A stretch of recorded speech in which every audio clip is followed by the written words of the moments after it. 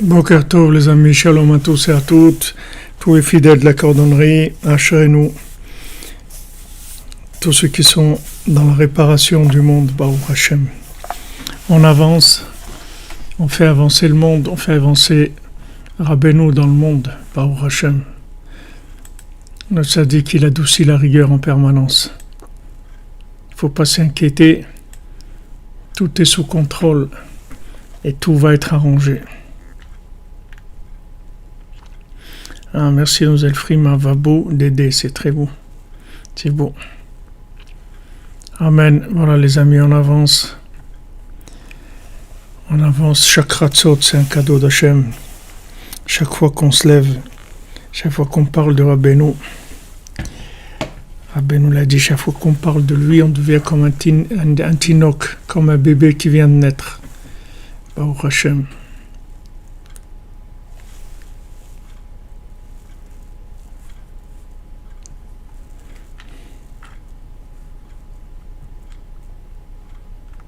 Baruch Hashem, Ashrenu. Alors, on fait l'étude pour la délivrance du monde, pour l'ouverture d'esprit, l'ouverture du cœur, pour la tolérance, la compréhension, l'échange, la guérison de tous les malades, la simcha. Rabbeinu dit la simcha, c'est la guérison de tout. Tous les kilkulim, tous les problèmes, ils viennent d'un manque de simcha. Alors, Bezrat Hashem, pour que tout le monde soit joyeux de ce qu'il a et qu'il soit tranquille, qu'il sache que Hachem il s'occupe de nous. Et même si les films, des fois, il fait un peu mal, des fois il fait très mal, il faut savoir quand même, c'est que de la miséricorde. Il faut Shlema pour le Rav Besançon, et c'est Alitzrak Ben Fortuné pour Janine, Batéglantine, Sandrine Ben Janine, Dan Ben Rosa Ben Amou, Ariel Ben Mazal, Bezrat Hashem, tous les malades qui aient refoua immédiate. Par Otsar Matanatrina, par cadeau gratuit. Alors, dans la paracha de Nassau, dans la paracha dans laquelle on est, on voit que Hachem il a parlé à Moshe les morts, Daber el Ben Israël. Merci Fatima et Damoubarak, Hachem vous bénisse. Sroudra Benou, soyez toujours dans la cordonnerie, toujours avec Hachem. וידבר השם אל משה לאמור, דבר אל בני ישראל ואמרת עליהם, איש או אישה כי יפלי לנדור נדר נזיר להזיר לשם. כי יפלי לנדור, yafli, ça veut dire que le lien du neder, c'est-à-dire quand maintenant on fait un vœu de faire quelque chose, on fait un neder, c'est-à-dire on s'engage par un vœu. Qui afflie, c'est quelque chose de pélé, c'est quelque chose de... Le principe du neder, c'est quelque chose d'extraordinaire, parce que la personne, elle est capable, avec sa parole, de fabriquer des situations, de créer des situations, de créer des interdits, de créer des choses avec sa parole, uniquement. Alors, Rabbi Nathan, il nous dit, al yedé neder baim lemunat chachamim, grâce au neder, c'est-à-dire au vœu qu'on fait, alors on arrive à Emunat Chachamim, avoir confiance dans les sages. Rabbi nous dit, comme conseil, donne comme conseil, de quand par exemple on va faire quelque chose, on sait qu'on va faire quelque chose, alors on fait le vœu avant de le faire et on réalise tout de suite le vœu. Si par exemple quelqu'un va donner une pièce à la tzedaka, alors il dit voilà, je fais le vœu de donner cette pièce à la tzedaka et il la donne tout de suite. Avec ça, il fait un neder, il est mekayem miyad. Rabbi nous dit le fait tout de suite. Merci de vos apps pour le Mishkan. Merci, Hachem vous bénisse, Bézant Hachem. Il y a beaucoup de cœur et avec ça, ça ouvre tout. Bon, Hachem. Donc par le neder, on arrive à Emunat Chachamim. Rabbi nous dit que grâce au neder, au vœu qu'on fait, ça nous amène à la confiance dans les sages. Parce que pourquoi beaucoup de gens sont loin des sages véritables? C'est parce que ils sont dans des chokhmot de olamazé, c'est-à-dire qu'ils pensent qu'ils comprennent quelque chose et qui sont dans la logique d'interprétation des apparences de la vie. Que chacun il a des chokhmot de hevel, c'est-à-dire il a de la bêtise en lui et il croit qu'il comprend des choses. Et en fait, c'est que de la bêtise qu'il y a. Et chacun il se croit intelligent à ses yeux, comme on a vu dans le conte. C'est-à-dire il se croit intelligent, il analyse le monde, il croit qu'il comprend le roi, il croit qu'il comprend la politique, il croit qu'il comprend la médecine, il croit qu'il comprend la psychologie, il croit qu'il comprend de la philosophie. Tout ça, c'est que du Hevel. C'est du Hevel, c'est de la bêtise totale. Qui est-ce qui comprend quelque chose à la politique? Il y a quelque chose à comprendre dans la politique? Il n'y a rien à comprendre, c'est que des bêtises. Qu'est-ce qu'il y a à comprendre dans ce monde? Tout ce qu'on essaie de comprendre, c'est que des bêtises. Alors chacun il croit, ouais, il comprend des choses, telle chose, ouais, il va y avoir ça, maintenant c'est comme ci, c'est comme ça, personne ne sait rien du tout.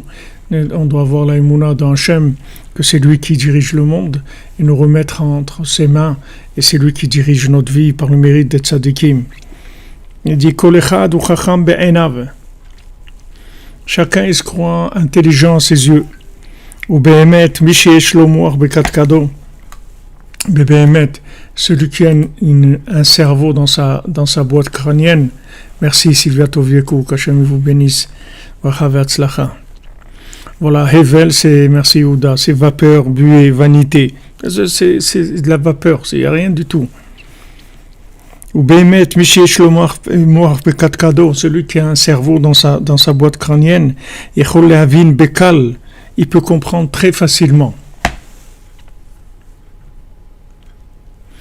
On va vous demander, Sacha Cohen Solal, comment on enlève de sa tête toute cette chachamitude, toute cette chokhmot. Ben c'est ce qu'on est en train d'étudier. On est en train d'avancer, Bézant Hachem.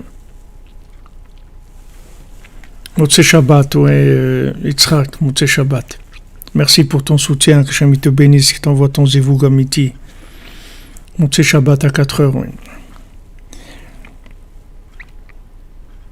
Behemet Mishi Shlomoar Bekat Kado, celui qui a Behemet, celui qui a un cerveau dans sa boîte crânienne, il peut comprendre facilement que toutes les chokhmot du olam, c'est des shtutim ve'avalim, que toutes les chokhmot du monde, toutes les compréhensions soi-disant du monde, c'est que des bêtises et de la fumée, de la buée, c'est tout.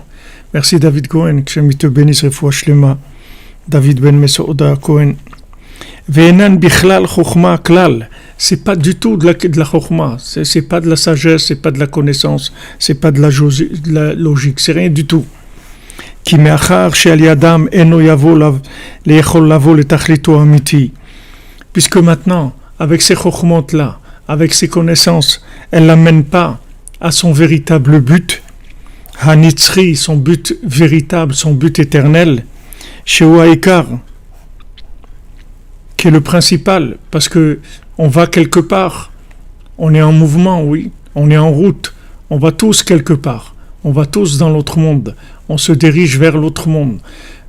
C'est une question de temps, mais il n'y a aucun doute qu'on va vers l'autre monde. Heureusement, Baruch Hashem, qu'on ne va pas rester ici. Heureusement qu'Hachem il nous a créé un monde de merveille, un paradis, un monde de splendeur où il y a des mélodies, des choses extraordinaires, de la connaissance de l'Hachem, des merveilles. Et tout ce qu'il y a de beau dans ce monde, c'est juste pour nous faire allusion, nous donner un petit peu le goût de l'autre monde. Donc maintenant, c'est quelque chose. Les compréhensions de ce monde, elles ne nous amènent pas au but éternel, c'est-à-dire ce sont des compréhensions qui font partie du voyage uniquement et qui ne s'exportent pas après le voyage, à l'arrivée, c'est-à-dire si on n'a rien à faire avec ça dans l'autre monde, qui est le principal, comme c'est écrit, Hine bedvar Hashem ma'asu bechokhmat melahem, puisque maintenant dans la parole d'Hachem, ils ont méprisé la parole d'Hachem, vechokhmat melahem. Et à quoi ça sert que maintenant ils soient soi-disant intelligents? À quoi ça sert qu'ils sachent tout ça?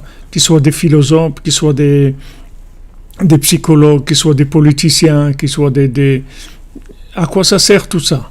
Si maintenant c'est pas avec ça qu'on arrive à l'autre monde, ça ne nous arrange pas la direction de l'autre monde, c'est-à-dire ça nous prépare pas à l'autre monde. À quoi ça nous sert?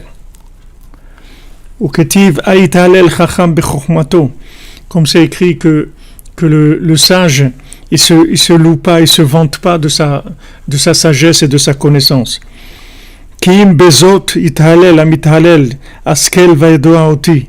Que celui qui va se faire des louanges, c'est celui qui me connaît, Hachem dit. Lui, il peut se louer sa connaissance, c'est-à-dire il connaît Hachem. De ça, oui, on peut se louer et dire voilà, c'est extraordinaire parce que je connais Hachem.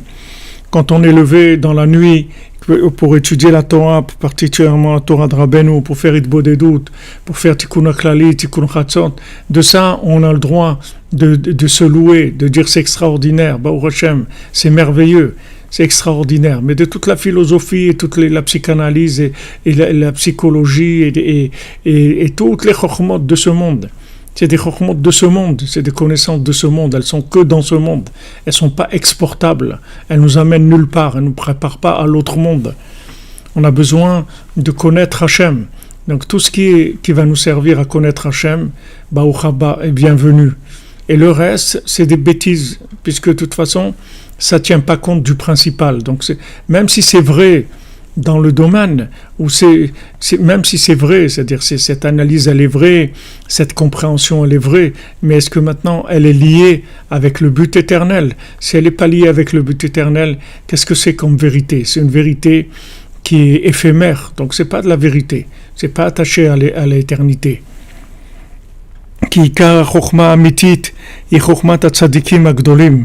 Parce que la vraie sagesse, c'est la sagesse des grands tzadikim, que ils ont le mérite de penser vraiment à leur but éternel, parce que ça c'est la véritable sagesse. Prinat ezeu chacham aroet anolad. Qu'est-ce que c'est un sage, comme c'est écrit dans les Maximes des Pères, dans le Pirkei Avot? Qu'est-ce que c'est quelqu'un qui est un sage? C'est quelqu'un d'intelligent? C'est ce qui voit qu'est-ce qui va naître de ça, qui voit qu'est-ce qu'il va y avoir après. C'est ça quelqu'un d'intelligent.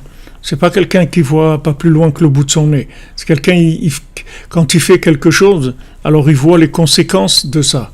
Où ça le mène. Où est-ce qu'il va aller avec ça.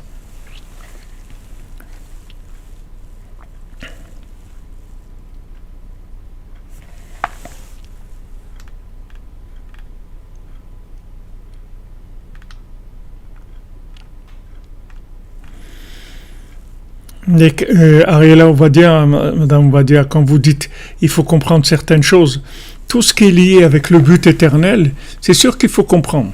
Il faut comprendre comment se protéger du mal, il faut comprendre comment faire du bien, mais tout ça, c'est lié avec le but éternel. Mais ce qui est uniquement des choses de ce monde et qui sont faites, qui ont comme but que des éléments qui sont éphémères, c'est ça qui sert à rien, c'est ça la bêtise. Mais quand c'est lié au but éternel, que maintenant on fait attention à sa santé, qu'on fait attention à ce que ça ne nous enlève pas l'amour d'Hachem, la crainte d'Hachem, ça s'appelle des Chochmot pour l'éternité. Amen, Bezat Hachem, tous les musées, toutes les bibliothèques, ils vont avoir que des livres Breslev.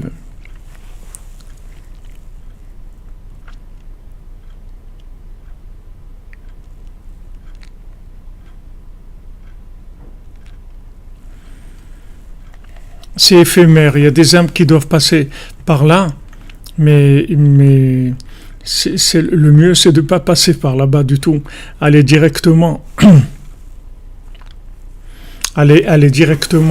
au but. Vous dites, Sabrina, que c'est pas donné à tout le monde de se remettre en question. Hachem, il appelle chacune d'entre nous. Tout le monde peut se remettre en question. Tout le monde peut se poser des questions sur sa vie. Est-ce qu'il est en train de vivre vraiment ce qui s'appelle une vie? Hachem, il appelle, il envoie des éléments à chacun toute la journée, tout ce qui se passe dans le monde. C'est que pour ça. C'est tout ce qui se passe autour de nous. C'est que des appels d'Hachem à la conscience véritable. Tous les événements qu'il y a, c'est que ça. Pourquoi il y a des événements comme ça?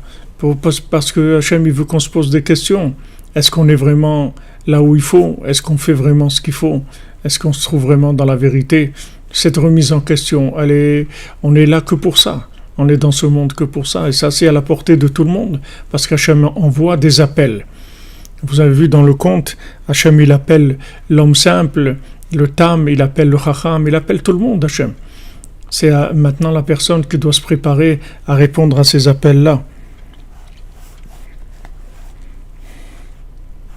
Donc, qui est-ce qui est chacham? Qu'est-ce qui s'appelle un sage? C'est celui qui voit les conséquences de ce qu'il est en train de vivre. Maintenant, il va prendre un nouveau travail. Ok, où il va m'amener ce nouveau travail? Dans ce nouveau travail, quelles vont être mes conditions de travail? Est-ce que je vais pouvoir faire mon service divin comme il faut? Est-ce que je vais avoir les jours de fête? Est-ce que je vais avoir le Shabbat? Qu'est-ce qui se passe dans ce travail? Est-ce que les gens qui sont là-bas sont des gens bien, etc. Maintenant, je vais déménager, je vais habiter dans un quartier. Qui est-ce qui est dans ce quartier? Est-ce que maintenant, il y a un endroit de prière à côté? Je calcule tout par rapport au service divin. C'est-à-dire que je lis tout avec le service divin. Je ne me lance pas dans quelque chose. Je ne vais pas prendre un nouvel appartement parce qu'il y a un beau balcon et on a du soleil toute la journée et on peut se mettre au balcon pour boire un café, etc. Ça, c'est bien, il n'y a rien de mal là-dedans. Mais seulement, ça, c'est pas le principal. Si ça vient avec le reste, il n'y a pas de problème. C'est-à-dire, ça vient avec le principal, pas de problème. Mais il ne faut pas que ça soit ça uniquement le but de tout changement, de toute évolution. Dans chaque évolution, il faut que ça soit une évolution vers la conscience divine. Est-ce que les conditions que je vais avoir dans cette nouvelle maison, dans ce nouveau travail, dans ces fréquentations, etc., ça m'amène où? C'est ça qu'il faut que je demande. C'est ça que je dois me demander. Je vais où avec ça? Et si maintenant, c'est quelque chose qui me fait avancer dans le service divin, alors j'y vais, et sinon je ne vais pas, c'est tout. Hachem ne peut pas me donner des choses qui vont m'éloigner de lui. Quand il y a une chose qui se présente, elle dit c'est une chose qui va m'éloigner de lui, ça veut dire que ce n'est pas mon chemin, c'est tout.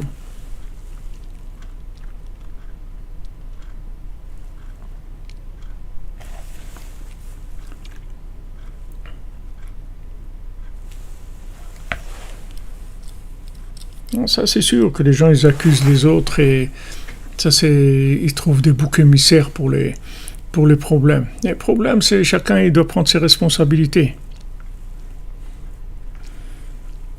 Yitzhak, on peut réfléchir avec de la logique, mais de la logique qui se trouve dans un système qui est déjà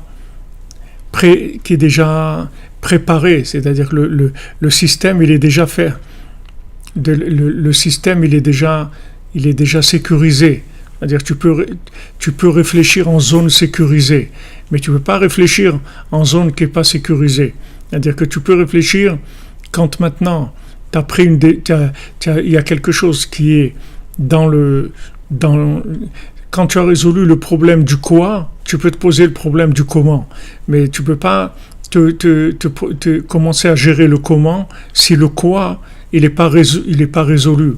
C'est-à-dire que si maintenant l'endroit où tu vas ou l'endroit où tu te trouves, t'as pas résolu le problème du but de cette chose-là, tu peux pas commencer à chercher le comment réaliser cette chose-là. D'abord, cette chose-là, il faut qu'elle soit le quoi, c'est-à-dire cette chose-là, elle mène où? D'abord, il faut se demander cette chose-là, elle va me mener où? C'est quoi cette chose-là? Ce nouveau travail, cette nouvelle maison, ces nouvelles fréquentations, c'est tout ce qu'on veut. C'est-à-dire ça me mène où ça? Ça va où? C'est-à-dire je me pose la question du quoi. Une fois que maintenant le quoi il est résolu, que je sais que c'est une zone sécurisée, que dans cette zone-là, je peux servir Hachem, après maintenant j'ai le droit de réfléchir avec le comment. Mais le comment, il est à l'intérieur d'une zone sécurisée. C'est pas le comment qui va me diriger, c'est le quoi qui va me diriger. C'est-à-dire je dois résoudre le problème du quoi. Et le comment, c'est l'organisation après du quoi.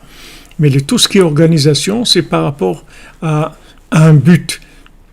On a le Shabbat c'est le centre de la semaine, puisqu'il y a mercredi, jeudi, vendredi avant, et il y a dimanche, lundi, mardi après. Et le Shabbat, il se trouve au centre de ces 6 jours-là.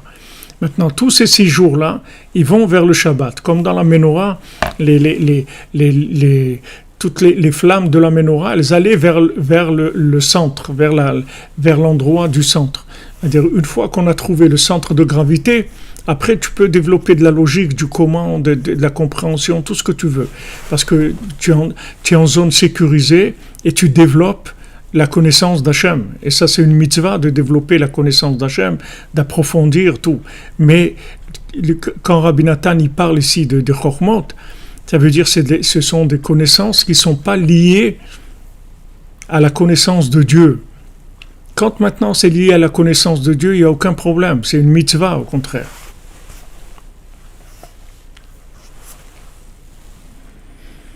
Exactement, il faut éclaircir, comme tu nous rappelles, David Cohen, nos intentions. Qu'est-ce qu'on veut? C'est tout. Quelles sont nos aspirations? Qu'est-ce qu'on veut?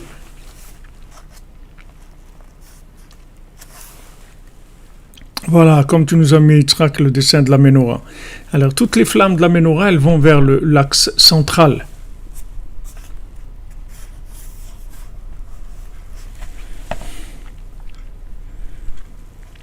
Parce que c'était, pourquoi je dis elles allaient? Parce que c'était au Beth Amikdash, quand il y avait la Menorah du Beth Amikdash.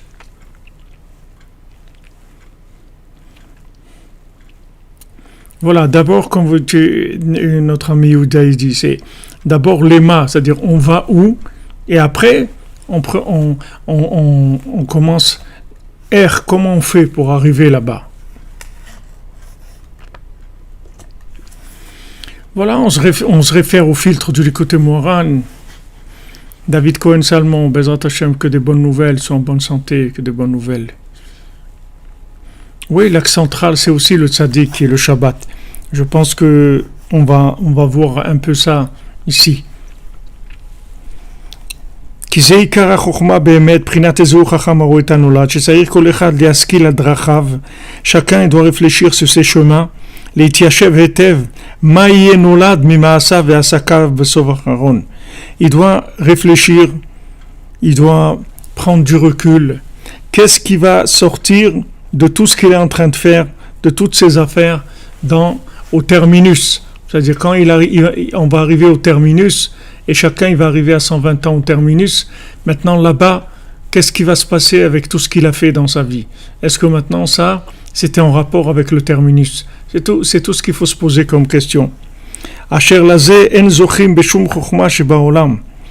Mais à que ça, il n'y a aucune chokhma du monde qui peut vous faire comprendre cette chose-là. Ki im al yedei chokhmat tzadikim amitiim, que par la chokhma des véritables tzadikim. Quand Rabbi Nathan dit chokhmat tzadikim amitiim, ça veut dire la chokhma de Rabbi Nachman. Seulement il parle un langage plus large, parce qu'à son époque il ne pouvait pas parler clairement, il était souvent obligé de cacher un petit peu sa façon de parler, de manière qu'on ne l'accuse pas de certaines choses. Mais son intention, ce qu'il veut dire ici, quand il parle de la chokhma du tzaddik ha'emet, sheika chokhmatam ou l'ishtadel lifrotz et atzman mizeh ha'olam legamre, que toute la chokhma de ces tzaddikim, c'est comment arriver à se séparer de ce monde, des pièges de ce monde, qui sont arrivés à ça de façon parfaite, qu'ils ont complètement cassé tous les désirs, tous les plaisirs de ce monde, jusqu'au bout. Il ne restait rien, même pas une odeur, d'aucun désir de ce monde. Et c'est que des tzadikim comme ça qui peuvent réparer le monde, pour ramener le monde vers quelque chose, une vie meilleure, faire de ce monde un monde meilleur. Tous ceux qui voudront se coller à eux, c'est-à-dire ces tzadikim, eux ils ont la clé de la vie, eux ils savent ce que c'est la vie, parce qu'ils se sont séparés de toutes les illusions de ce monde, de toutes les attractions qui sont les attractions des distractions, c'est-à-dire de faire distraire les gens, de leur faire croire que voilà, maintenant il va avoir telle chose et telle chose et telle chose, de créer des distractions qui font oublier à la personne pourquoi elle est là. Maintenant, c'est tzadikim que eux, ils ont résisté à ces distractions-là, qui se sont concentrés que sur le but éternel. Alors eux, ils peuvent réparer le monde. Eux, ils peuvent rendre le monde un monde meilleur. Le monde meilleur, c'est que dans la conscience divine. Sinon, il n'y a pas de monde meilleur. Tant que les gens chercheront la consommation, il y aura toujours des disputes et des guerres et de l'incompréhension et de la pauvreté et de la haine et tout ce qu'on veut. Si maintenant les gens ils cherchent Hachem, ils cherchent le but éternel, alors à ce moment-là, vous voyez tout de suite les gens, ils commencent à être beaucoup plus sympas, beaucoup plus gentils, beaucoup plus agréables, beaucoup plus conscients de ce qu'ils font ici. Pour ça, quand il y a des moments comme ça de guerre, de danger et tout, les gens, ils commencent à être béchalom, à être sympathiques entre eux et tout, parce que ils prennent conscience que, en fait, toutes leurs différences de vision des choses, ce sont des différences qui sont par rapport à des choses qui sont futiles et passagères, et que maintenant, par rapport au principal, ils sont tous d'accord. Ils sont tous d'accord sur la fin, que l'autre monde, pour aller vers l'autre monde, alors on doit faire du bien, on doit essayer de faire du shalom, du chesed, tout ce qu'on peut faire pour l'autre monde. Quand il y a des chocs, alors les gens ils se remettent un petit peu en, comme Rabbeinu dit que le tonnerre ça redresse le cœur, c'est-à-dire ça enlève la bêtise qu'il y a dans le cœur. Alors quand il y a des chocs, ça enlève la bêtise. La bêtise, c'est de perdre son temps dans des choses qui n'ont aucune importance. Une fois, Rabbi Nathan, quand dans les moments difficiles, une fois, il était dans un endroit et il y a une dame qui est venue, qui lui a craché au visage à Rabbi Nathan. Alors, il y avait un élève à lui qui était avec lui, il voulait répondre et Rabbi Nathan, il ne l'a pas laissé. Et ensuite, il lui a dit, mais Rav, regardez, etc. Rabbi Nathan, il lui a dit, tu sais, moi où je suis 40 ans après la tombe, c'est là-bas où je vis. Qu'est-ce que tu veux que ça me fasse qu'elle me crache au visage? Ça ne me fait rien du tout. C'est des choses qui n'ont aucune importance. Ça a de l'importance pour des gens qui sont dans ce monde. Ouais, il m'a dit, il a fait, il m'a regardé, il m'a pas dit bonjour, il m'a pas fait ci, il a pas ça, l'autre. Je lui ai fait du bien, il m'a pas rendu. Ça, c'est des gens qui sont dans ce monde-là.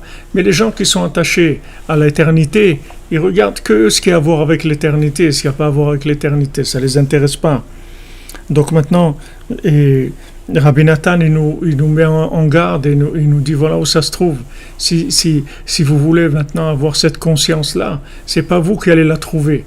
Parce que nous, on est dans les manipulations de la matière, donc on a des intérêts, on croit dans des choses qui sont matérielles, on croit dans des choses éphémères, on a beaucoup de choses éphémères dans notre vie. Mais si maintenant on s'attache à ces tzadikim, botidbak, c'est-à-dire qu'on se colle à ces tzadikim, on se colle au tzadik Haemet, alors on peut avoir cette conscience-là, c'est-à-dire cette chokhma extraordinaire de pouvoir trancher et choisir toujours dans les situations, faire toujours les bons choix. Les choix qui vont nous amener vers l'éternité, les choix qui vont nous rapprocher d'Hachem. Dans toutes les situations qu'on va vivre dans notre vie, que ce soit le choix du mariage, que ce soit le choix de l'endroit où on va habiter, du travail qu'on va avoir, des milieux qu'on va fréquenter, de notre façon de manger, de notre façon de nous habiller, de notre façon de parler, tout. On va choisir, tous les choix, ce vont être des choix dans lesquels il va y avoir des tris énormes qui vont déjà être faits par la conscience du tzaddik, qui est une conscience absolue. Merci pour le Mishkan Israël, Hashem te bénisse. Ki kol adam tzarich leagia lazeh, parce que toute personne elle doit arriver à ça. Le tachlit aprishut ve'akdusha be'emet, v'zeikar tachlit la netzach, parce que tout le monde doit arriver à ne plus être du tout lié par ce monde-là, par la consommation. Avalav kol adam zocheh lazeh, mais c'est pas tout le monde qui a le mérite d'arriver à ça.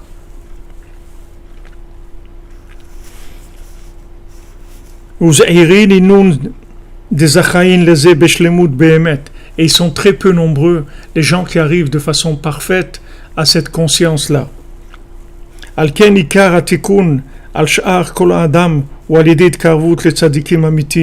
C'est pour ça que la réparation, pour la plupart des gens, c'est de se rapprocher des tzadikim véritables, c'est-à-dire de se rapprocher du tzadik véritable. Lahem ou le talmidehem, aux tzadikim et à leurs élèves.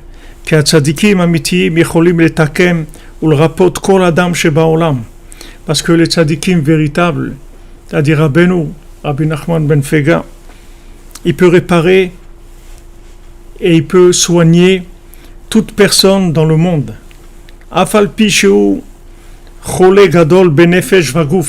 Même si c'est un grand malade mental et c'est un grand malade physique aussi.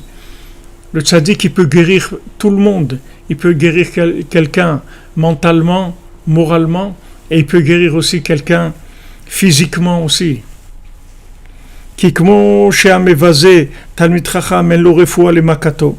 De la même manière que nos sages nous disent que celui qui méprise, qui fait honte à un Talmid Chacham, à un érudit en Torah, alors il n'a pas de médicament pour se soigner. Après, c'est-à-dire il n'y a pas de guérison à sa maladie, parce qu'il a fait honte à un tzaddik, à un Talmid Chacham. La même chose, le contraire. Amen. Hashem vous bénisse pour la délivrance avec l'aide de Rabbeinu, Bezat Hashem. Soyez bénis. Voilà, comme Yehuda, il me cache Ratzmi.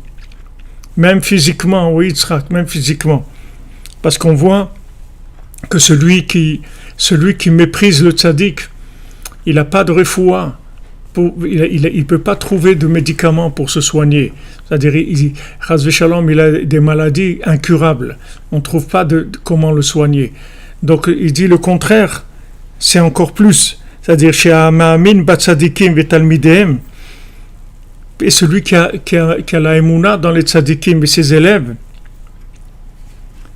Shehem be'emet talmidei chachamim amitiyim, que ce sont des vrais talmidei chachamim, ce sont des gens qui connaissent vraiment la Torah.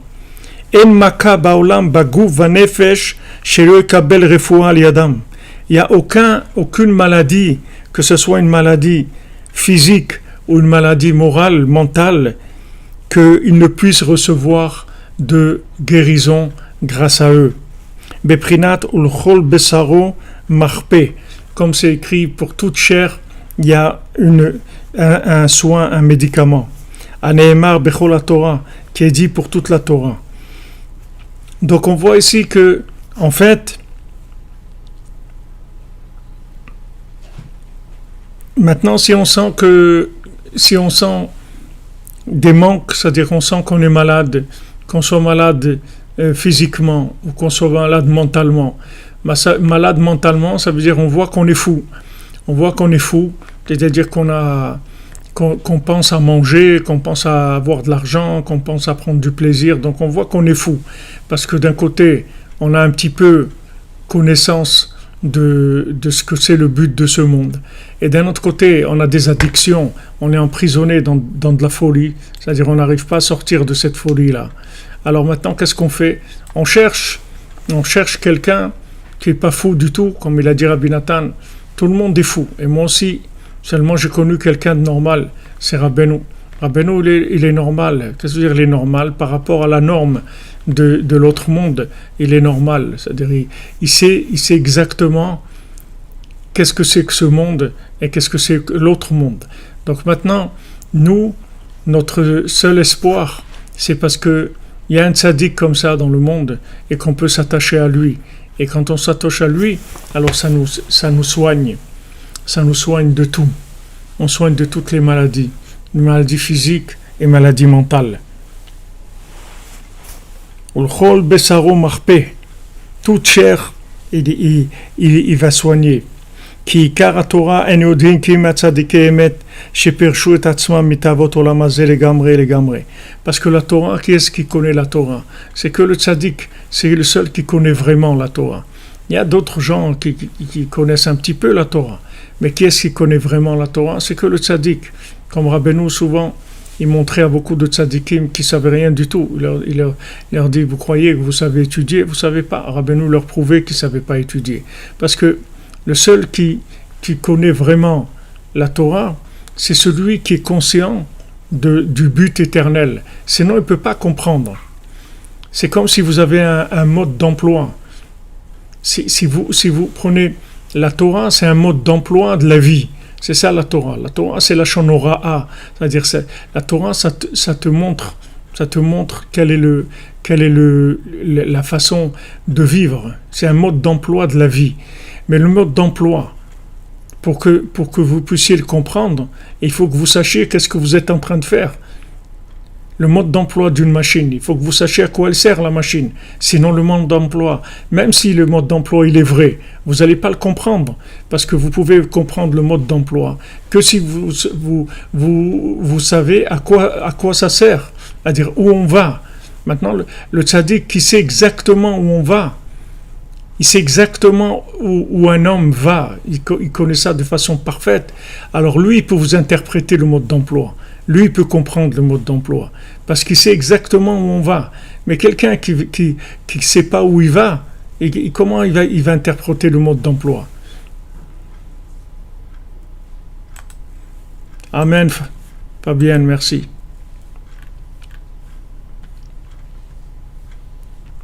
Amen, amen, Fabien, dans les trois coins de la yeshiva. Amen.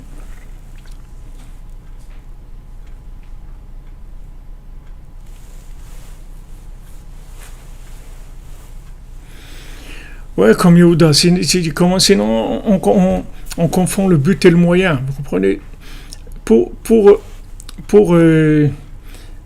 Si maintenant vous avez une carte du monde, landcarte, vous avez la carte du monde, une carte, mais il faut que vous sachiez exactement où vous allez pour utiliser une carte. Si maintenant vous êtes flou, vous dites oui, je vais dans un endroit montagneux, ok, montagneux, et où il y a des arbres et il y a de l'eau, ok. Mais avec ça, vous pouvez arriver dans des centaines de destinations. C'est pas précis. Il faut que vous ayez une destination précise au mètre près, que vous sachiez où vous allez exactement. Je vais à tel endroit qui se trouve dans tel pays, et à ce moment-là, la carte Alors vous allez pouvoir l'interpréter. Vous allez voir quel est le chemin le plus rapide, le meilleur, etc. Mais il faut que vous sachiez où vous allez exactement. S'il n'y a pas du flou là-dedans. Si c'est flou, alors vous pouvez perdre du temps à partir. Vous arrivez, pourtant je croyais que c'était là. Comme des fois des gens, ils vous disent, mais je croyais pas que c'était comme ça. Je savais pas que ça allait être comme ça. Je savais pas. Les gens, ils commencent à faire quelque chose, ils disent, oui, mais je savais pas, moi je savais pas que ça allait être comme ça. Qu'est-ce que ça veut dire que tu savais pas que ça allait être comme ça? Non, je pensais autrement, je pensais que ça allait être autrement. Voilà, les gens, ils savent pas ce qu'ils font de leur vie, parce qu'ils n'ont pas de but. Mais celui qui a un but, il sait exactement où il va. Alors le mode d'emploi, il est clair pour lui. Il est très très clair, la carte elle est très très claire, parce qu'il sait exactement où il va. Donc il calcule son itinéraire, il prend ce qu'il faut, il sait s'il va passer par des endroits chauds ou froids, ou des montagnes, ou des lacs, ou des forêts, il sait exactement dans la route à prendre. Il connaît les moyens optimisés pour arriver là où il va arriver. Mais si quelqu'un n'est pas sûr de là où il va arriver, il peut pas trouver les chemins, c'est impossible.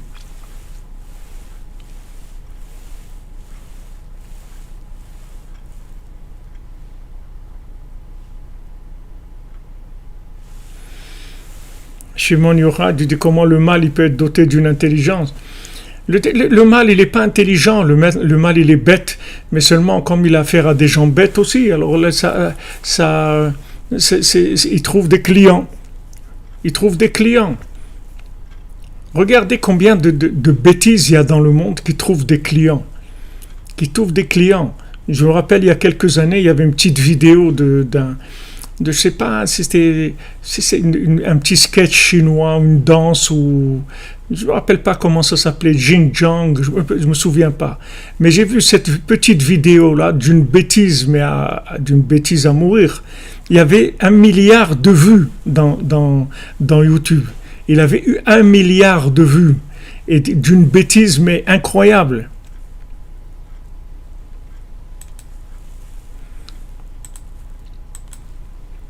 D'une bêtise incroyable. Et vous voyez qu'il y a 1 milliard de gens qui regardent ça.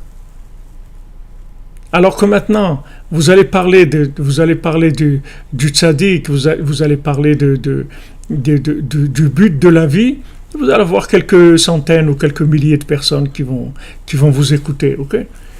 Maintenant, vous parlez des bêtises, vous dites des bêtises, vous allez voir qu'il y a des milliards de gens qui vont vous regarder si vous dites des bêtises. Avec ça, vous pouvez voir où ils sont les gens. Vous savez, c'est aujourd'hui avec les réseaux sociaux, c'est-à-dire avec YouTube, vous pouvez savoir où ils sont les gens. Parce que cherchez par les vidéos qui sont les plus regardées dans le monde et vous allez voir où ils sont les gens. Alors maintenant, ces gens-là, c'est normal qu'ils se fassent embrouiller par le mal et tout, parce que regardez ce qu'ils ont dans la tête. Regardez qu'est-ce qui les attire. Donc après, il ne faut pas s'étonner qu'ils se font attraper par comme la Gemara elle raconte qu'il y avait une rue où il y avait des magasins qui vendaient de la viande avariée.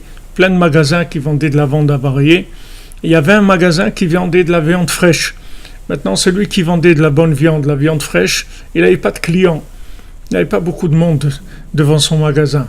Et ceux qui vendaient de la viande avariée, ils avaient plein de gens qui étaient là en train de faire la queue.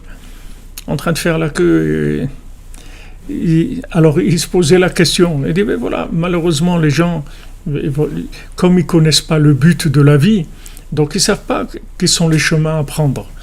Avant de commencer, il faut que vous sachiez où vous allez. Après, vous pouvez commencer à choisir, à faire vos choix dans la vie. Vous faites vos choix, le comment, vous choisissez le comment.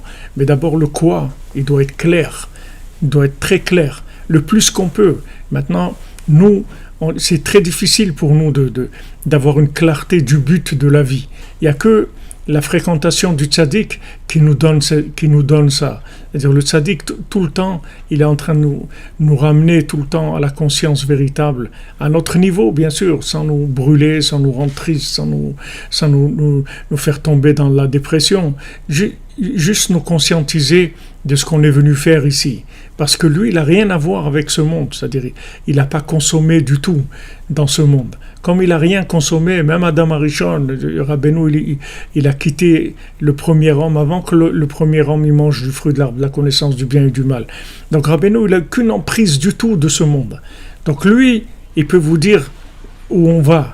Lui, il peut vous inspirer, il peut vous donner des indications par rapport à là où vous êtes. Chacune d'entre nous peut nous parler notre langage pour nous amener là où on doit aller. Mais nous-mêmes, on est liés dans la matière. Donc notre tête, elle n'est pas claire. C'est-à-dire, on ne sait pas exactement qu'est-ce qui est vrai, qu'est-ce qui n'est pas vrai. Bien que maintenant on a la foi qu'il y a un autre monde et qu'on sait que à 120 ans on va mourir, on va aller là-bas, mais c'est pas clair. C'est pas vraiment clair. Comment savoir si on fait trop ou pas assez? C'est la joie. C'est la joie, Sacha Cohen Solal. Il faut avoir de la joie. Si vous n'avez pas de la joie, ça veut dire que vous n'êtes pas dans votre vitesse, vous n'êtes pas en harmonie avec vous-même. La joie, c'est le contact avec Hachem. Si vous êtes joyeux, c'est que vous êtes en contact avec Hachem.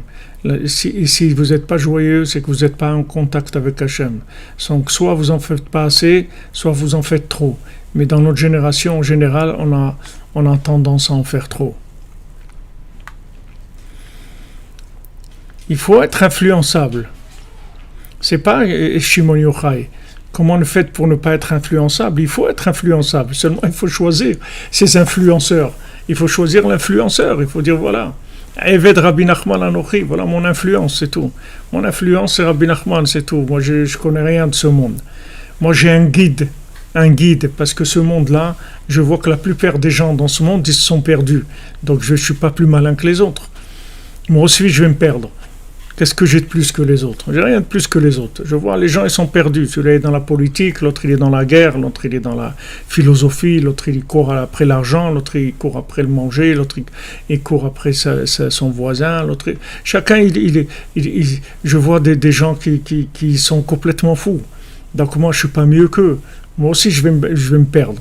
Donc j'ai besoin d'un guide. Mais ce guide-là, ça doit être un guide qui n'a rien à voir avec ce monde, qui n'a rien à voir avec la consommation, parce que dès qu'il est lié avec la consommation, automatiquement, ces concepts, ils sont faussés.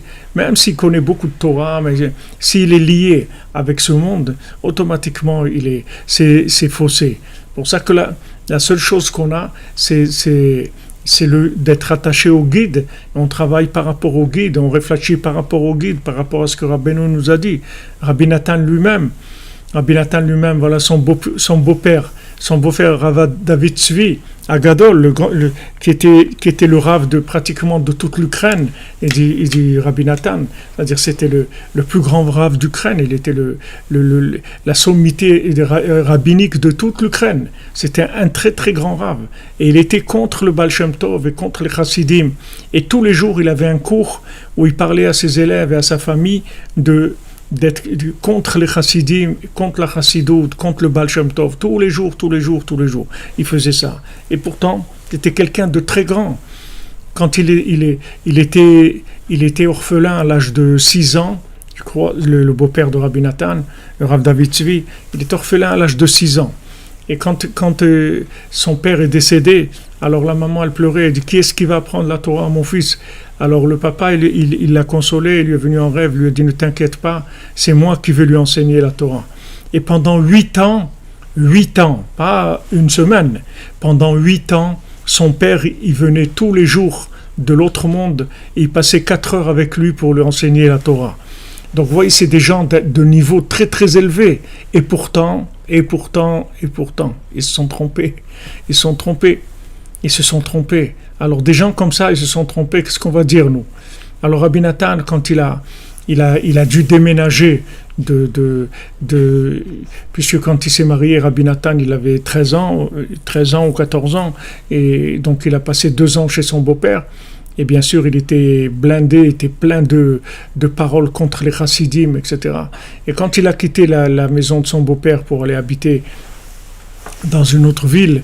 Alors là, il a connu des gens qui s'étaient rapprochés des Chassidim, et il a commencé à se rapprocher des Chassidim, du Rav Levi Yitzhak de Berditchev, et de tous les tzadikim qu'il y avait, des grands tzadikim qu'il y avait à l'époque, comme ça. Et une fois qu'il était avec eux, qu'il a passé du temps avec eux, Rabbi Nathan, il a mis de l'âge de 16 ans à l'âge de 22 ans, il était avec les Chassidim. Et c'est à l'âge de 22 ans qu'il s'est rapproché de Rabbeinu. Mais c'est jusqu'à l'âge de 22 ans, Rabbi Nathan, il était parmi les Chassidim, c'était un homme qui était énormément respecté et honoré. C'était un tzaddik, Rabbi Nathan, c'était quelqu'un de très très grand. Et tout le monde le respectait, l'honorait, tant qu'il ne s'est pas rapproché de Rabbeinu. Quand il a commencé à se rapprocher de Rabbeinu, tout a changé, les rapports ils ont changé, la considération elle a changé, c'était autre chose complètement. Mais Rabbi Nathan, c'était un chercheur de vérité, même qu'il était chez les Chassidim, il y a un moment où il a senti qu'il manquait quelque chose. Même qu'il était chez les Chassidim, il a senti que c'est vrai que par rapport au milieu d'où ils venaient, ils étaient beaucoup plus avancés dans le service divin, ils servaient Hachem avec beaucoup d'enthousiasme, de chaleur, etc. Mais il a senti qu'il manquait quelque chose. Quand il a trouvé Rabbeinu, il a trouvé ce qui lui manquait. Et là, il a pris son cerveau, il l'a mis complètement de côté, et il a commencé à apprendre que ce que Rabbeinu lui disait, c'est tout. Il a dit, voilà, maintenant je vais me fabriquer un nouveau cerveau, avec les paroles de Rabbeinu. Donc quand il a trouvé le guide, il a commencé à vraiment se former par rapport aux paroles que le guide lui disait, c'est tout. Ce que Rabbeinu lui disait, c'est tout, c'était ça. Il n'y avait rien d'autre que ce que Rabbeinu lui disait. Et à ce moment-là, on peut avoir une orientation dans la vie, on peut être tranquille dans nos choix. Parce que du moment où on est attaché au guide, alors tous nos choix dans la vie, ils vont se faire par rapport à ce que le guide il va nous transmettre. Parce que Rabbeinu dit que le tzaddik c'est kulo zera emet. Le tzaddik c'est une semence de vérité. Une semence de vérité. D'ailleurs c'est le titre d'un livre que mon épouse elle avait traduit il y a quelques années, il y a une trentaine d'années.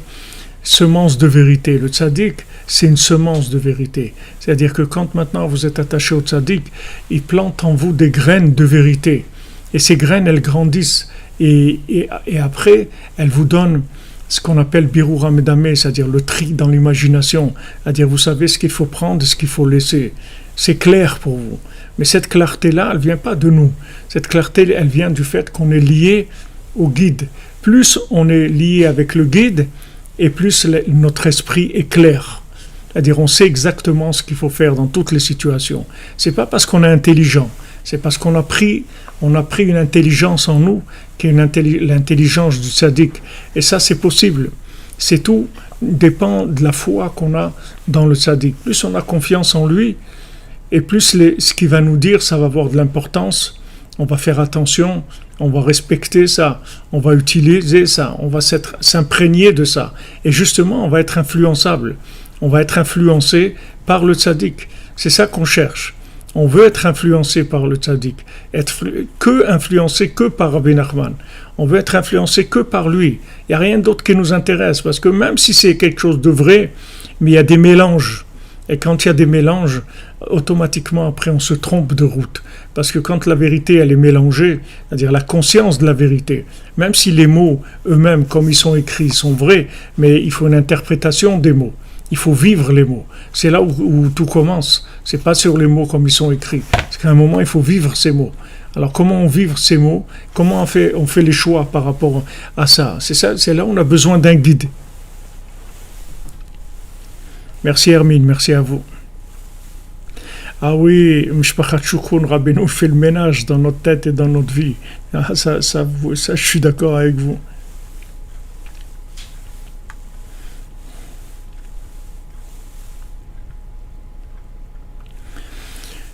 Shimon Yocha, tu dis, est-ce qu'on doit réfléchir sur ce que dit le tzaddik ou juste s'annuler aux paroles suffit? Il faut, si tu veux, il faut boire comme on dit ces paroles. Il faut s'imprégner de ces paroles. Après, tu vas pouvoir réfléchir, mais tu ne vas pas réfléchir avec tes connaissances. Tu vas réfléchir avec ce que tu as pris du tzaddik. C'est ça qui va être tes éléments, tes critères de réflexion, ça va être ça. C'est-à-dire d'abord, il faut qu'il y ait une transformation. C'est-à-dire qu'il faut se débarrasser de toutes les bêtises qu'on nous a mis en nous depuis qu'on est enfant, tout ce qu'on a pu voir comme film ou apprendre comme chose et tout ça, toutes ces bêtises-là, il faut se débarrasser de tout ça. Et comment on se débarrasse de tout ça? En faisant rentrer autre chose à la place. C'est-à-dire qu'on donne une importance primordiale à ce que le tzaddik nous donne comme conseil, comme concept, comme conseil, comme parole, et on s'influence de ça. Une fois que maintenant on est influencé par ça, qu'on a capté toutes ces notions-là, après on peut commencer à réfléchir, parce que c'est plus nous-mêmes qui réfléchissons. Comme il fait Rabbi Nathan ici. Rabbi Nathan, il réfléchit, il nous explique des choses. Mais c'est pas la réflexion de Rabbi Nathan, c'est de Rabbeinu. Seulement c'est dans la tête de Rabbi Nathan. Mais c'est Rabbeinu qui parle, c'est pas Rabbi Nathan.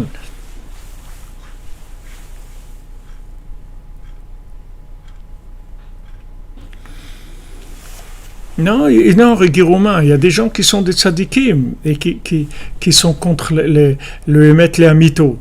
Ils sont dans le Emet, mais ils ne sont pas les Emet les Amito. Ils sont dans le Emet. Tu ne peux pas dire à David Tzvi, le beau-père de Rabbi Nathan, c'était un tzadik. C'était un tzadik, mais seulement il était que dans le Emet, pas Emet les Amito. Il était dans un niveau de vérité, mais son niveau de vérité, c'était pas le top. Il y avait plus. Et c'est comme ça, tout le monde, dans le monde entier, c'est comme ça. Il y a des niveaux de vérité. Il y a des gens qui sont honnêtes, il y a des gens qui sont sincères. C'est pas des menteurs. C'est des gens honnêtes, sincères, vrais. Seulement, le niveau de vérité où ils sont, il est bas. C'est tout.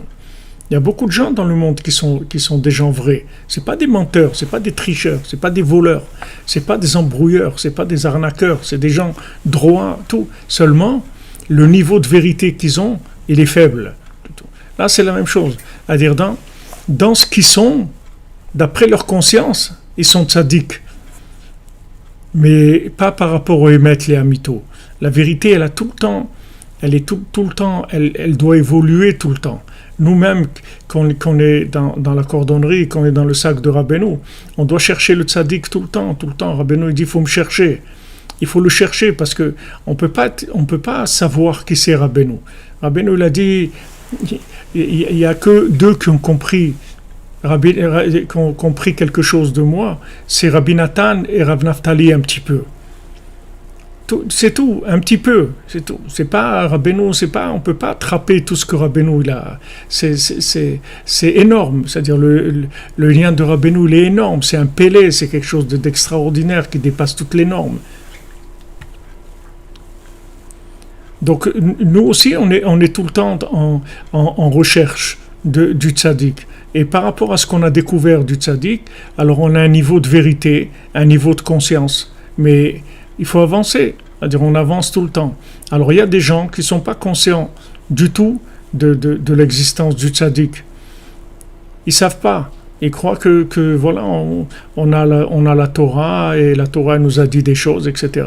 Et voilà, ils étudient la Torah et tout, mais ils ne savent pas qu'il y a le tzaddik. Maintenant, ça ne veut pas dire que c'est des gens c'est pas des menteurs, c'est pas des gens qui sont dans le mensonge, c'est des gens qui sont dans la vérité. Mais leur niveau de conscience de la vérité, il est faible, c'est tout. On doit avancer, on doit faire connaître plus. Exactement. Comme tu dis, Mishpachat Shukron Rabbeinu, on doit chercher tout le temps. Exactement comme tu dis David Cohen. Quand Rabbi Nathan il a demandé à Rabbeinu si c'était bien d'être rave, alors Rabbeinu au début lui a dit oui, il lui a dit c'est bien, il lui a dit Béhémet oui, Béhémet la mytho non. C'est-à-dire il y a une recherche. Il y a une recherche tout le temps, il faut chercher.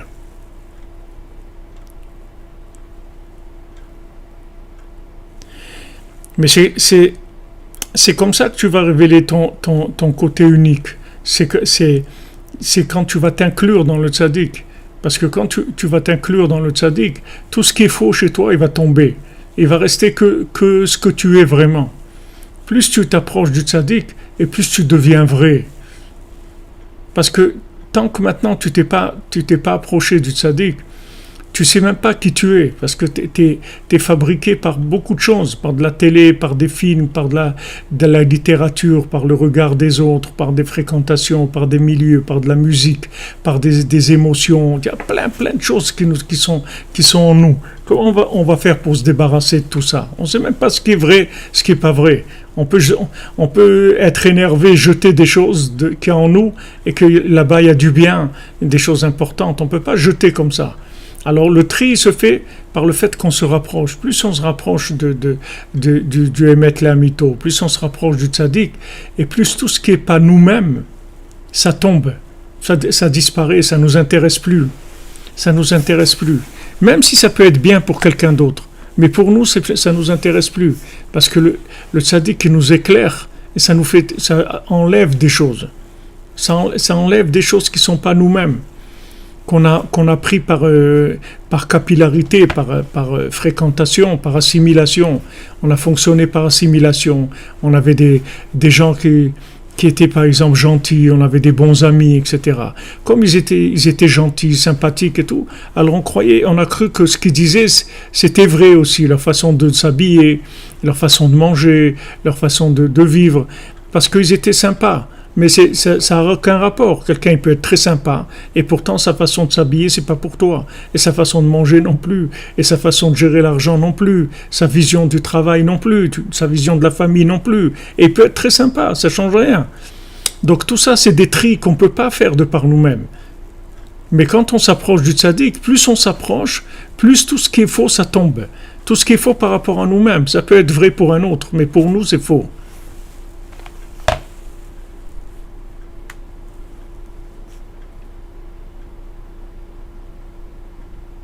Exactement, c'est des couches de superposition, comme vous dites maintenant. C'est-à-dire, c'est des choses qui se sont collées sur nous, sur notre chemin. Quelle référence on a dans notre vie? Qu'est-ce qu'on a? On a nos parents, notre famille, nos amis, l'école, la télé, les films, la littérature. Voilà, c'est ça les références qu'on a. Donc on a essayé de trouver plus ou moins un déguisement dans tout ça pour fonctionner. Mais si on se rapproche du tzaddik, merci Lionel Fallo, que Hachem te bénisse pour un renforcement de l'attachement au tzaddik. C'est en étudiant Yitzhak, c'est en étudiant, mais surtout en aimant le tzaddik. Parce que quand tu aimes le tzaddik, tu t'inclus en lui. Plus tu aimes le tzaddik, plus tu t'inclus en lui. Et cette inclusion-là, elle permet de te débarrasser de tout ce qui n'est pas toi-même.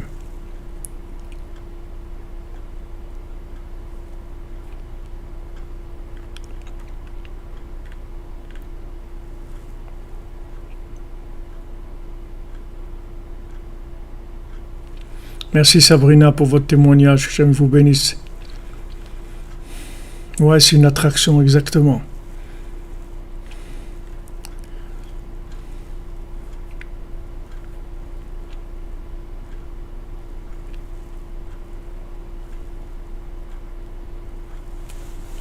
Comment aimer le tzaddik et Hachem? Ben c'est des amours qui sont différents. C'est comme tu aimes tes parents et tu aimes ton épouse, tu aimes tes enfants. C'est pas la même chose. Il y a l'amour des parents, il y a l'amour du conjoint, il y a l'amour des enfants, il y a l'amour des grands-parents. C'est des amours différents. Il y a l'amour du tzaddik en tant que guide, en tant que maître. Et l'amour d'Hachem, c'est autre chose. Ce sont des rapports différents.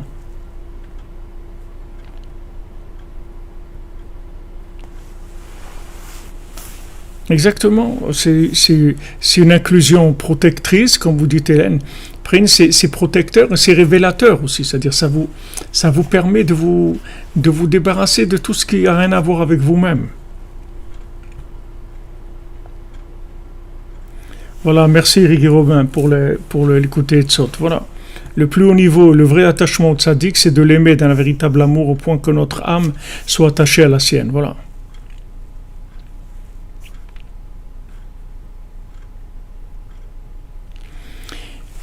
Je ne sais pas ce que c'est Isra, mais l'intellect agent. Je ne sais pas ce que ça veut dire dans le langage moderne. Je ne sais pas.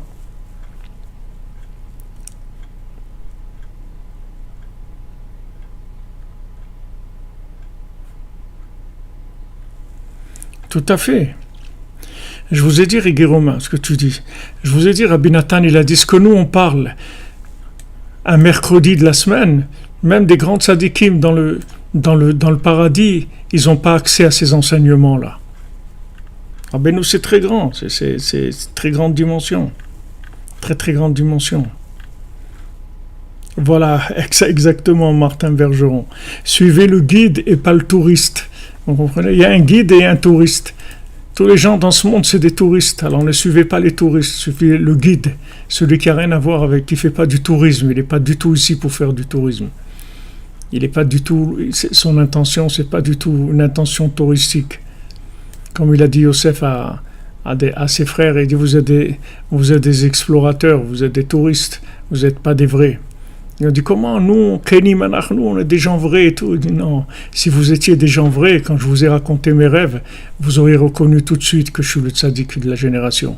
Et voilà, il a fallu que vous passiez par toutes ces misères-là pour en fin de compte venir vous prosterner à moi, comme je vous ai dit depuis le début. Toute la souffrance du monde, elle est que à cause de ça. Hein. C'est-à-dire toute la souffrance qu'il y a dans le monde, c'est pour arriver en fin de compte à trouver le tzaddik, qui est le guide du monde. Et tout, c'est le guide qui amène vers Hachem. Son seul but, c'est de nous rapprocher d'Hachem. Mais avant d'arriver là, par combien de choses chacun et chacune doit passer avant d'arriver là. Et maintenant, même quand on est Baruch Hashem, quand on connaît Rabbeinu,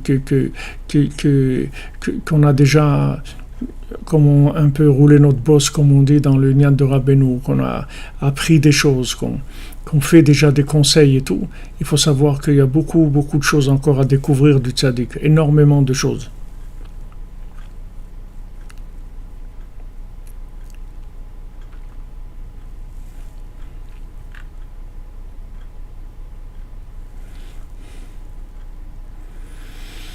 Bien sûr, Shimon Yochai, ce que tu dis, c'est écrit Chochma Bagoyim Ta'amin. Il y a de la Chochma dans le monde, mais c'est de la connaissance technique. Mais c'est ce que je vous ai dit tout à l'heure, ça travaille dans le comment, c'est tout, mais pas dans le quoi. C'est pas, et le Rav Zilber à la Shalom, Rav Baour Zeev Zilber à la Shalom, il m'avait dit une fois, il nous a dit un exemple. Il nous a dit que une fois, il y a au milieu de l'Amazonie comme ça, il y a un avion qui s'est écrasé et il y avait une pendule dans l'avion. Alors là-bas, il y avait une tribu indigène, jamais ils avaient vu une pendule dans leur vie. Alors ils se sont demandé qu'est-ce que c'est cette pendule. Alors le sorcier du village, il a dit laissez-moi quelques jours, je vais vous dire ce que c'est. Alors il a pris la pendule, il a démonté, il a appris tout comment ça fonctionnait. Après, il a réuni toute la tribu, il a dit voilà, regardez comment ça fonctionne. Vous voyez ces roues-là, elles tournent comme ça, ça fait avancer les minutes, l'autre ça fait avancer après l'heure, etc. Il a redit tout le fonctionnement de la montre. Alors après, quelqu'un lui a demandé mais à quoi ça sert? Il dit ça, je ne sais pas. À quoi ça sert, je ne sais pas. Maintenant, dans le monde, vous allez trouver des gens qui vont vous apprendre le comment de la vie. Mais à quoi elle sert la vie? C'est ça que les gens ne savent pas. C'est ça que vous ne pourrez pas apprendre autrement que chez le guide. Le guide, il ne va pas vous apprendre du comment qui n'a rien à voir avec le quoi. C'est-à-dire, le tzaddik, il vous enseigne que du comment qui est en rapport avec le quoi. C'est-à-dire, pas du comment gratuit. Apprendre du comment pour apprendre, non. Il va vous apprendre que des choses qui vont vous faire avancer, qui vont vous rapprocher d'Hachem, qui vont vous rapprocher de la conscience divine. C'est ça le travail du tzaddik. Le tzaddik, il fait que ça. Le tzaddik, il vous enseigne rien qui n'a pas quelque chose à voir avec le but final. Donc c'est très sécurisant, parce que vous perdez pas. Même si vous n'arrivez pas à faire beaucoup, vous faites un petit peu et tout. Mais tout ce que vous faites, ça va dans le bon sens. C'est énorme. Vous n'avez pas besoin de revenir en arrière. Alors combien de gens dans leur vie, ils font que revenir en arrière? Regardez autour de vous. Combien de gens, à l'âge de 30 ans, ils reviennent en arrière, 40 ans, 50 ans, 60 ans, ils reprennent, ils recommencent. Et ils recommencent quoi? Les mêmes bêtises qu'avant, parce que c'est pas parce qu'ils recommencent qu'ils sont plus. C'est juste une chose ou deux qu'ils se sont confrontés à quelques difficultés. Alors ils changent d'orientation, mais ça ne veut pas dire qu'ils ont trouvé plus la vérité. Tandis qu'avec le tzaddik, vous êtes tranquille que chaque pas que vous faites, il vous rapproche de vous-même, il vous rapproche d'Hachem. Ça, c'est très sécurisant, ça, c'est une bonté extraordinaire. Même si vous ne courez pas vite, c'est pas grave. Même si vous avancez doucement, mais chaque pas, vous ne reviendrez jamais en arrière. Jamais vous reviendrez en arrière. Ça, c'est extraordinaire.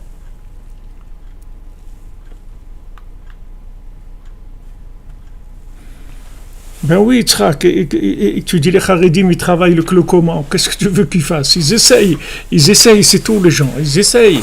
Ils ont la Torah, et ils essaient d'interpréter la Torah, et essayent de trouver du comment.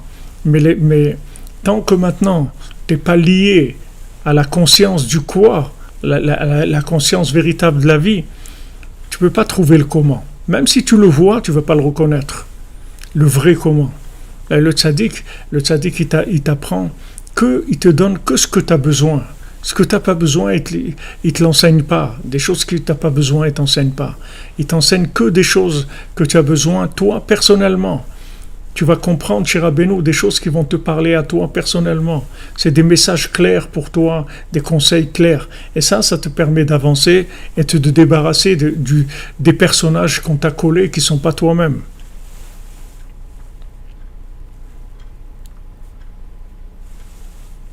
Bien sûr, c'est extraordinaire. Exactement, Guillaume, il n'y a que lui qui peut nous aider. Une fois que vous avez goûté, alors vous vous rendez compte, il n'y a que lui.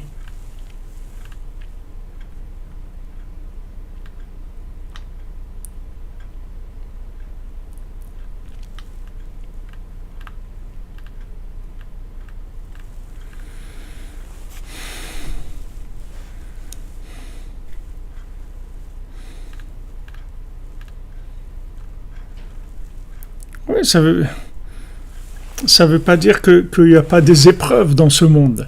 Il y a des épreuves dans ce monde, il y a des difficultés, c'est pas tout rose dans ce monde, c'est pas tout magnifique. Mais seulement, quand on est attaché au guide, on sort gagnant. Rabbeinu nous garantit qu'on va gagner. Gagner, ça ne veut pas dire qu'on ne va pas se battre, qu'on ne va pas se tomber des fois, qu'on ne va pas se relever, qu'on ne va pas recevoir des coups. Mais on va gagner en fin de compte. Et Rabbeinu nous garantit qu'on gagne, parce qu'il nous amène là où on doit aller. Tout est géré, notre vie elle est gérée, nos épreuves elles sont gérées, et tout ça va dans la bonne direction. Donc ça c'est le cadeau d'Hachem. Comment il faut remercier Hachem qu'il a envoyé un guide, parce qu'on est complètement paumé. Et plus quelqu'un est intelligent, et plus il est paumé, encore plus que les autres. Parce qu'il brasse encore plus de... C'est comme quelqu'un qui fait avec des quilles, là, s'il en a 2 ou 3 ou 4 ou 5 ou 6, plus il est intelligent et plus il brasse, il jongle avec encore plus de choses, il est encore plus paumé.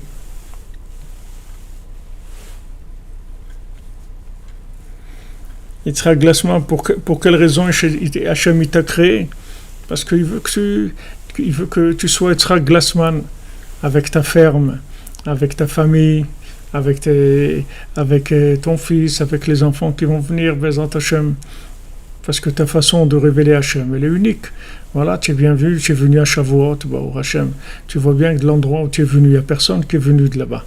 Donc tu vois bien qu'il y a quelque chose de spécial. Shalom, Merdi, shalom. Exactement.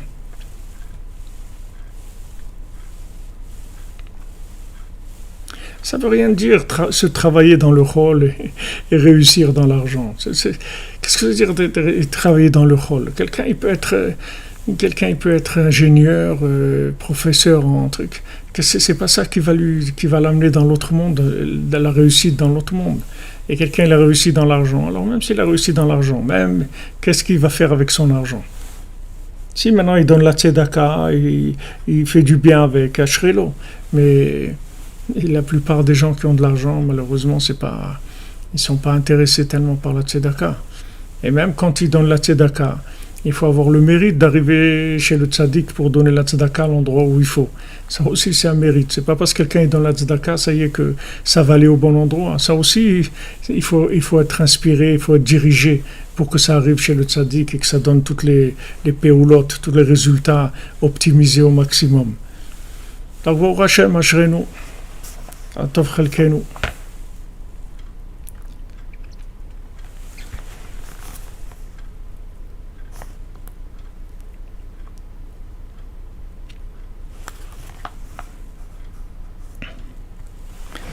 Parce que, comme il dit ici Rabbi Nathan, que c'est que le tzaddik Haemet, que lui s'est séparé complètement de la consommation dans ce monde, des plaisirs de ce monde, complètement.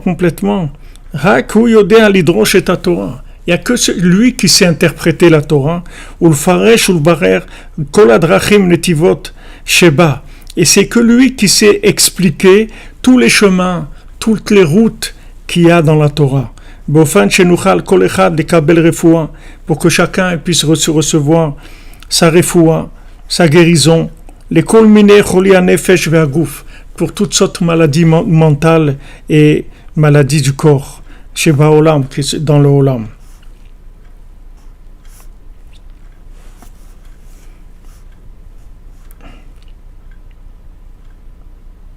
Vous voyez, c'est clair ce qu'il dit Rabbi Nathan, parce qu'il n'y a que lui qui peut vous interpréter la Torah. Parce que lui, il peut interpréter la Torah, c'est comme la carte. Lui, il peut vous interpréter la carte parce qu'il sait exactement où vous allez. Donc, il peut vous dire, voilà par où tu dois passer. Parce qu'il sait où on va aller. Mais celui qui ne connaît pas clairement le but, il ne peut pas vous interpréter la carte. Il va vous emmener n'importe où. Même si c'est vrai, même si c'est avec de la vérité, mais c'est de la vérité mélangée. Donc il y a des erreurs énormes qui peuvent se glisser. Donc voilà ce qu'on doit être mitrazek, c'est dans la Emunat Chachamim, et savoir que Baruch Hashem, si Rabbeinu nous a rapprochés de lui, c'est qu'il attend beaucoup de choses de nous, et il a beaucoup d'ambition avec nous sur ce qu'on va être et sur ce qu'on va faire, Bezrat Hashem. Et que si on applique ces conseils, on va grandir énormément. Parce que d'abord, on va se débarrasser de toute la folie qui est en nous, toute la bêtise qui est en nous, qui n'est pas liée avec l'éternité. Et en plus, on va pouvoir aussi être des influenceurs à notre tour, c'est-à-dire pouvoir, autour de nous, diffuser cette lumière-là. Bezat Hashem. Merci Rabbi Yehuda. Shabbat Shalom. Hashem vous bénisse. Une bonne santé pour vous.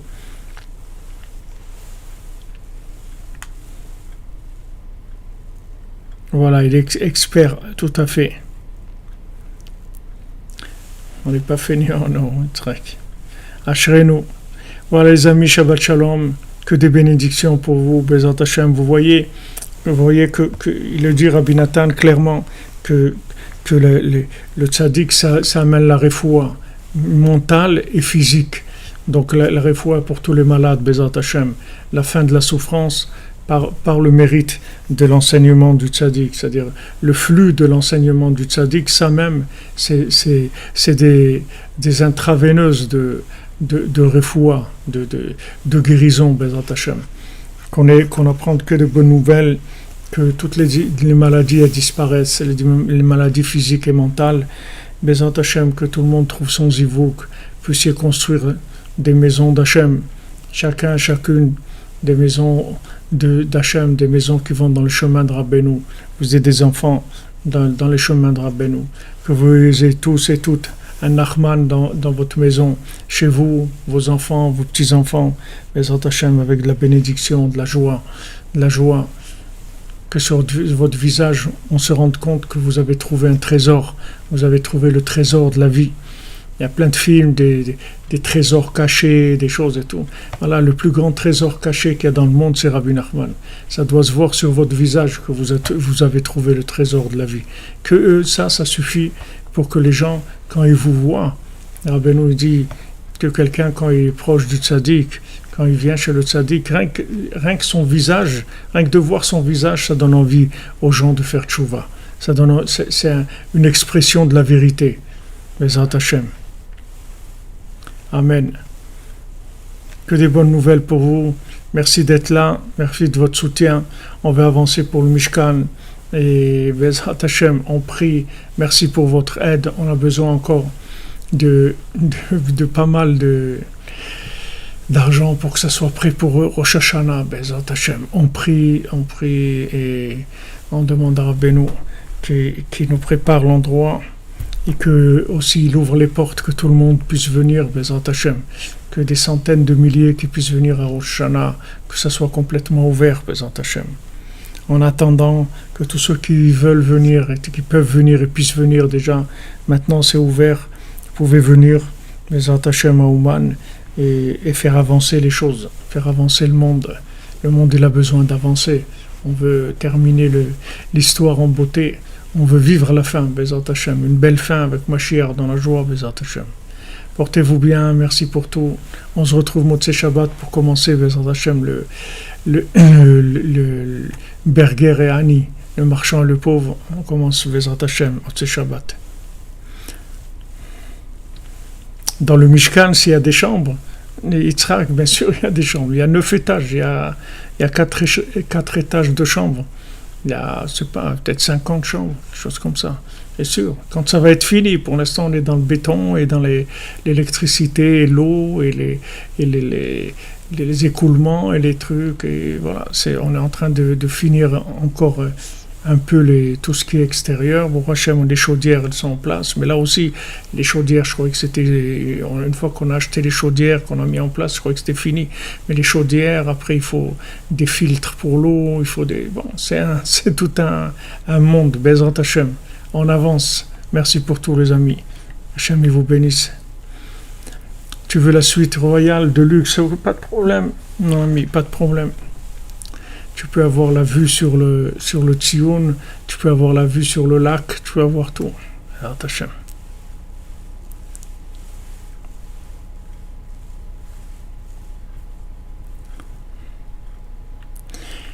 Les oiseaux, s'ils sont encore le matin, j'ai pas vu les oiseaux qui venaient avant. Il y a pas mal d'hirondelles, mais les autres oiseaux, je crois que maintenant il commence à faire un peu chaud, peut-être qu'ils ont changé d'endroit, je sais pas. Il y a des hirondelles, il y a pas mal d'hirondelles qui tournent autour. Ouais. Amen, Papa Cyril, Amen. Qu'Hachem ait pitié de vous.